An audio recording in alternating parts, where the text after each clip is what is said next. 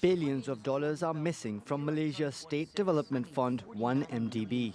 Prosecutors say the money's been spent on jewelry, handbags, luxury yachts, and this Hollywood movie. Was all this legal? Absolutely not. The scandals led to the ouster and arrest of former Prime Minister Najib Razak and his wife. He's accused of using his position to receive favours and to protect himself from civil or criminal repercussions relating to the 1MDB fund. In June, police recovered $273 million worth of goods at properties owned by Najib, and they're chasing down suspects in other countries.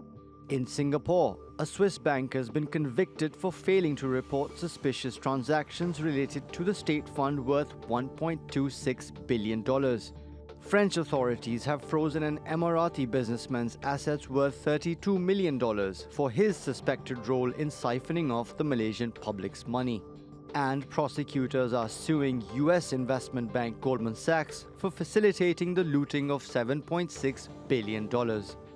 It's the failure of governance. I mean, you allow corrupt leaders to go there, squander as much as possible, and the elites were muted and complicit to the crime. International financial institutions, and Goldman Sachs, of course, the name.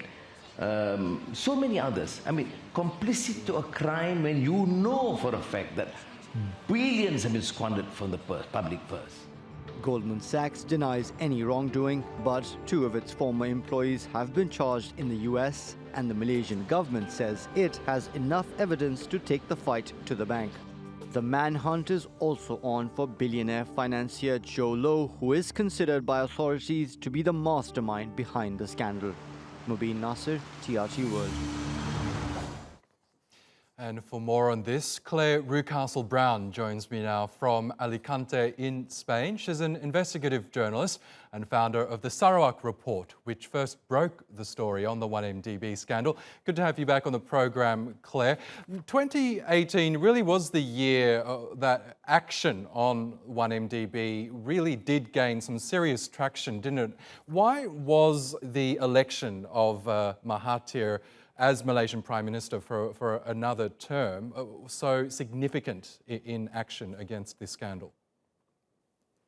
Yes, I think what has happened is that a whole lot of individuals and entities who perhaps thought they had a level of impunity because the previous Malaysian government was so intent on saying that there had been nothing wrong with how 1MDB had been run.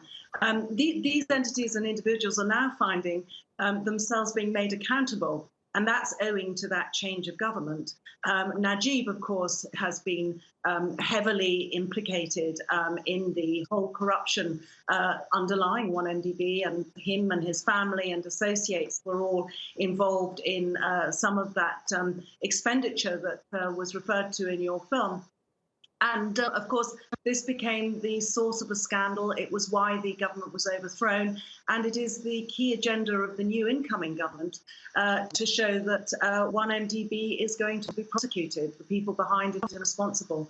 So that's really been a change. Yes, and we're going to see the case against the former Prime Minister Najib Razak really intensify in the new year. Do you expect some serious action to be taken against him, even jail time? I think it's inevitable, really. One shouldn't say it because, of course, there is a trial to go through, but there's so much evidence. I've been covering this story for 5 years almost, but what's come out now in the charges is backed by so much solid evidence garnered by international investigators across the globe. It all comes together in a devastating case. And, you know, I think the Malaysian people made their own judgment. It was a judgment of public opinion when they threw out the Prime Minister. The Malaysian people think that he was guilty, and I think they would be sore disappointed if he got off scot-free. So I think he's looking at jail time, as are numerous others. It's been a slow process, but there are charges now against the Deputy Prime Minister, against other key political figures within Malaysia. And of course, there's a warrant for the arrest of the architect of all this, young Joe Low, the businessman who Najib was using to run 1MDB secretively. But of course, it's not just these individuals. You've got bankers now who are facing criminal charges, and indeed a bank, Goldman Sachs International, has been charged by the Malaysian government right. with criminally defrauded it. No, I'd like to ask you about that because 2018 was the year that we saw criminal charges being hit against not only a couple of ex-Goldman bankers, but the bank itself. What will happen to Goldman Sachs in all this, do you think? Well, there's a lot of chat. Interesting to talk to bankers behind the scenes about this. At the moment, Goldman is doing what it has done in the past, which is to try and shift blame for what happened onto a few bad apples, individuals, and to fight this one out and to say that the bank itself cannot be held responsible. However, I think there is a growing sort of shift in opinion, really, that is unwise of the bank to do this. There's so much evidence. It's so hard, really, for them to justify what happened and to pretend that these handful of people carried off this $6.5 billion bond that has been proven so corrupt without the bank, really, knowing what was going on. And of course, it's made more difficult for Goldman Sachs by the fact that they failed to do anything. After people like myself and other journalists, there was an increasing chorus, relating to what was going on with 1MDB from at least 2015, and indeed in 2016, the federal authorities in America started action over 1MDB. So that gave Goldman several years when they could have taken action, they could have explored this. And they didn't until this change of government in Malaysia made it impossible, really, for them to hope that 1MDB was never going to be prosecuted in its own country. Now, as well as the Malaysian investigation, there are parallel probes happening in countries like Switzerland, Singapore, and in the US, as you say. Do you think we'll see significant developments in those investigations in 2019? It's a story a week. There was a big weekend story in France, as you touched on. 150 million euros worth of property has been seized from the Abu Dhabi executive who was found guilty of having assisted in this heist.